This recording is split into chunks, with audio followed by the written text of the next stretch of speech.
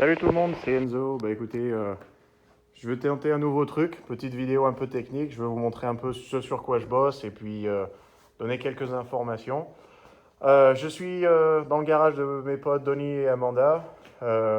Donny s'est fait mal au dos et du coup il n'a pas trop le temps de bosser sur ses bagnoles. On a RBD qui est la plus grosse sortie de l'année qui arrive bientôt, d'ici un mois à peu près.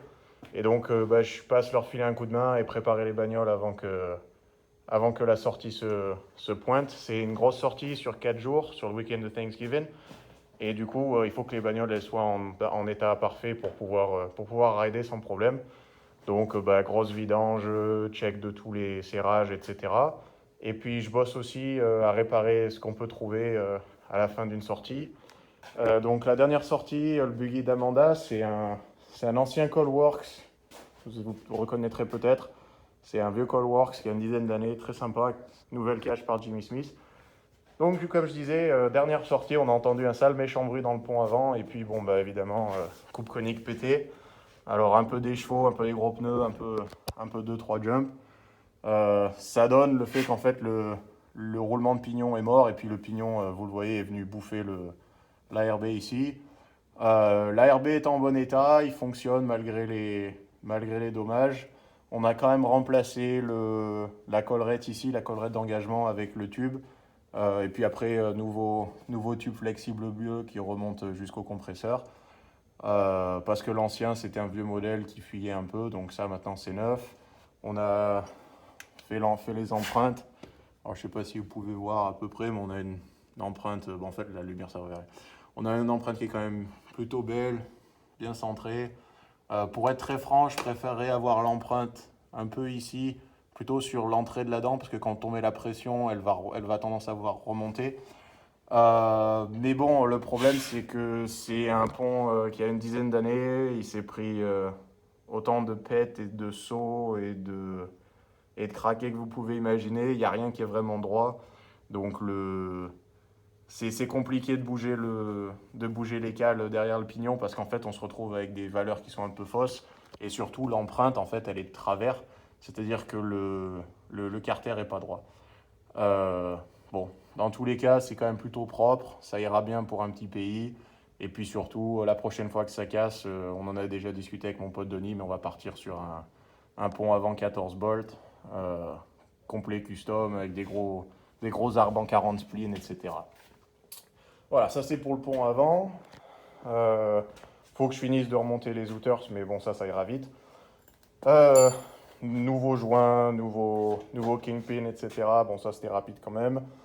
L'autre truc sur lequel j'ai bossé, c'est l'AcuSump, qu'on peut voir ici.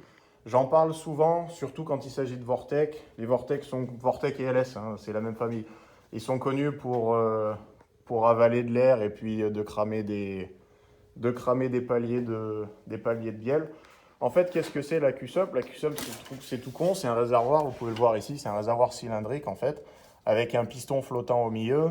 Donc la partie du haut, il y a de l'air sous pression, et en fait, sous le vérin, il y a une réserve d'huile moteur. Et en fait, vous pouvez voir ici, il y a une grosse durite en AN10 qui va directement, je ne sais pas si on peut voir ça, je vais aller chercher la loupiote,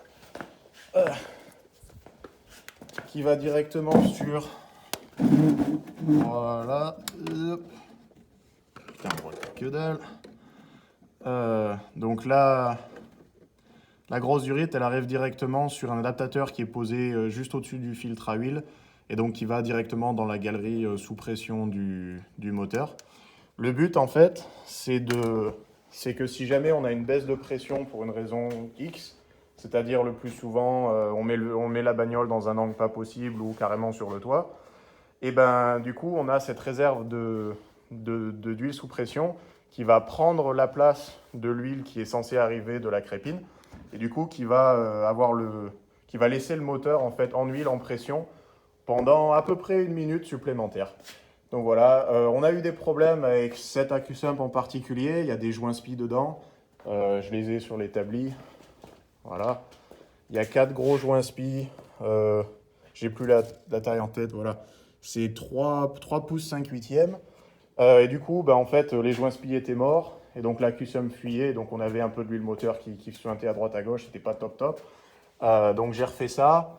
Bien penser à huiler le corps du réservoir avant de remonter tout ça. Et puis surtout, j'ai fait un test, tout va bien. Donc juste pour vous montrer un peu comment ça fonctionne, en haut, on a une valve pneumatique classique, une valve Schrader. On met à peu près 10 psi, donc 10 pounds per inch. Donc ça fait quoi? Je sais plus combien ça fait 10 psi. Euh, pff, Au pifomètre, ça fait 800 grammes, un truc comme ça, dans la bonbonne. Et après, ce qu'on fait pour voir ça, en plus de ça, ici, il y a une jauge, il y a une jauge de pression d'huile mécanique, donc on peut même couper le moteur, ça marche très bien.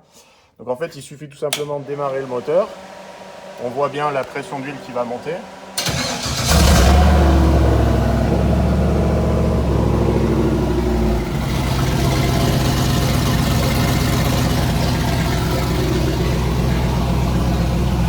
Voilà, notre pression d'huile est en haut. On voit bien que tout fonctionne. Voilà. Elle monte à la prise des gaz. Elle redescend doucement. Et donc en fait, ce qui est intéressant, c'est que même si on coupe le moteur, on voit bien que la pression d'huile, elle va tomber, mais elle tombe lentement. C'est-à-dire que l'AcuSump est en train d'envoyer de l'huile sous pression dans le moteur. Et malgré le fait que le moteur ne tourne pas, donc il n'y a aucun entraînement de la pompe à huile, il n'y a aucune circulation mécanique de la pompe à huile, et ben en fait, il y a toujours de l'huile qui circule dans le moteur, avec une pression qui évidemment doucement se casse la gueule, mais qui permet en cas de tonneau ou en cas de problème moteur au niveau de la pompe à huile, d'avoir beaucoup plus de temps. Je ne sais pas si vous voyez le temps supplémentaire que ça nous donne pour couper le moteur et éviter les dommages supplémentaires. Donc l'AcuSump, c'est un truc absolument essentiel pour ce qu'on fait nous, surtout quand on met un peu les bagnoles dans tous les sens. Ça élimine énormément de défauts potentiels qu'on pourrait avoir au niveau d'une perte, d'un déjaugeage ou d'une perte d'huile moteur. Voilà, ça c'est tout pour OG Bad Apple. C'est le nom de ce buggy. Bad Apple, voilà. Vieux buggy Coilworks, toujours en forme, toujours au top. Et puis là, en ce moment, il faut que je finisse de bosser sur Sinful. Buggy complètement construit par Jimmy Smith il y a 2 ans. C'est à peu près tout ce que vous pouvez imaginer en pièces, c'est dessus.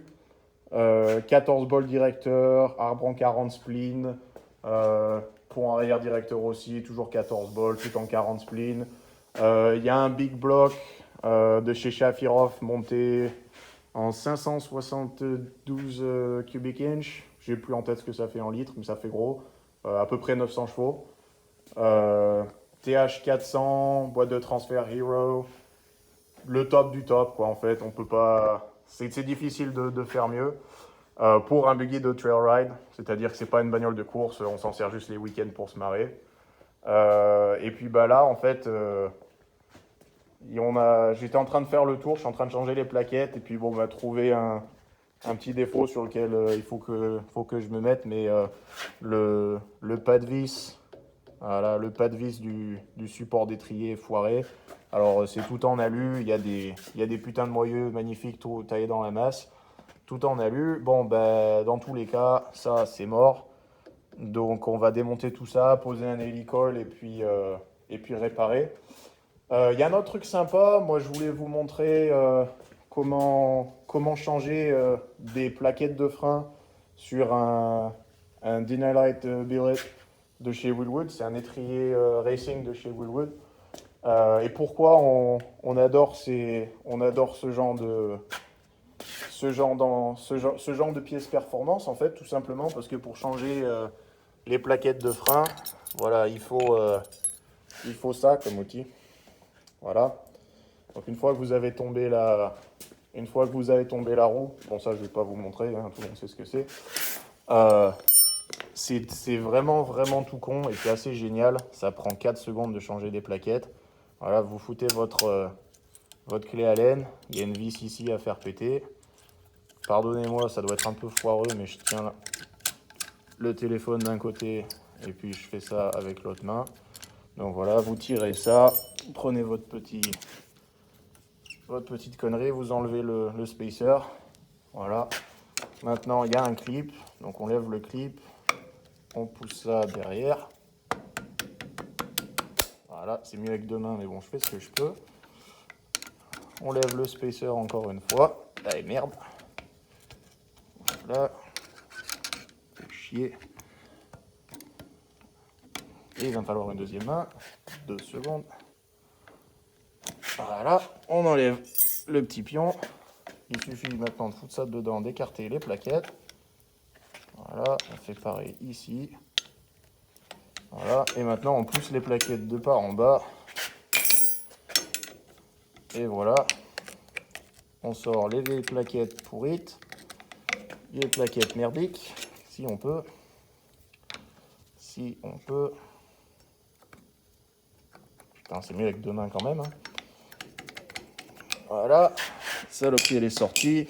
En fait, on est en train de changer. Les plaquettes, elles sont pas vieilles, elles sont pas mortes, mais c'est pas le bon ferrodo, c'est pas la bonne qualité. Ça, c'est ce qu'il faut. Faites bien gaffe si vous avez des pièces Wilwood. Il y a des tonnes et des tonnes de composants de ferrodo pour les plaquettes différents. Et en fait, pour notre usage, il faut tout simplement prendre les bonnes, quoi, parce que si vous prenez des plaquettes de circuit qui sont faites pour travailler avec des grosses températures, on n'aura jamais l'occasion de les faire monter en température. Et quand vous tapez les freins, en fait, il ne va rien se passer. C'est ce qui s'est passé avec ça, avec ce véhicule. Et du coup, il s'est fait un peu une peur bleue dans une grosse descente. Et du coup, ben, on repasse sur les bons ferrodos. Voilà. Il suffit d'aligner un peu ce bordel. Tout va pas trop mal. Là. Tata, tata. Voilà. Tout ça à une main. C'est la classe. Fait ce qu'on peut. On aligne le bordel. On remet le boulon. Voilà. Et maintenant, on va prendre votre clé Allen là. Et puis maintenant, il ne reste plus qu'à serrer tout ça.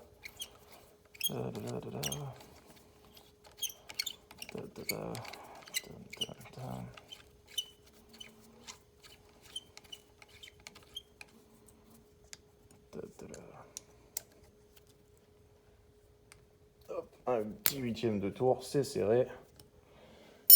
Et voilà, changer des plaquettes sur un étrier Wilwood Dynalite. C'est pour ça qu'on aime bien les pièces perfo, c'est quand même le top. Voilà un peu, il me reste quand même un peu de boulot. J'en ai pour quoi?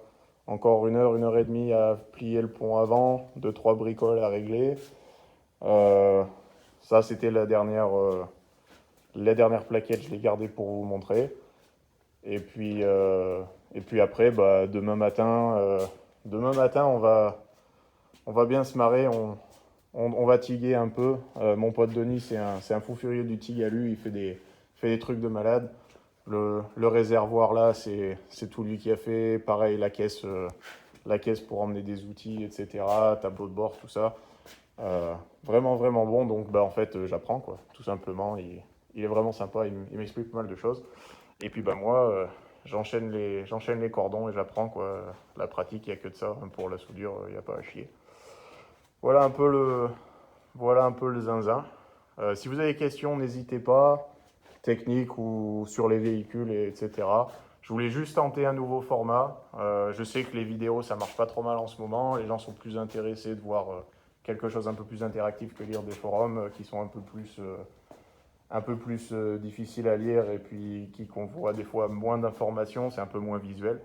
Donc bah, dites-moi ce que vous en pensez, dites-moi ce que vous aimeriez bien voir. Et puis surtout, je vous souhaite de passer un bon week-end. Ça sera probablement dimanche quand vous verrez cette vidéo en France. Moi, je serai en train de pioncer. Mais bon, écoutez, moi, je me marre bien, c'est l'important. J'ai juste envie de partager ce que je fais. Dites-moi si ça vous plaît ou si je devrais tout arrêter. Merci à vous. Ciao.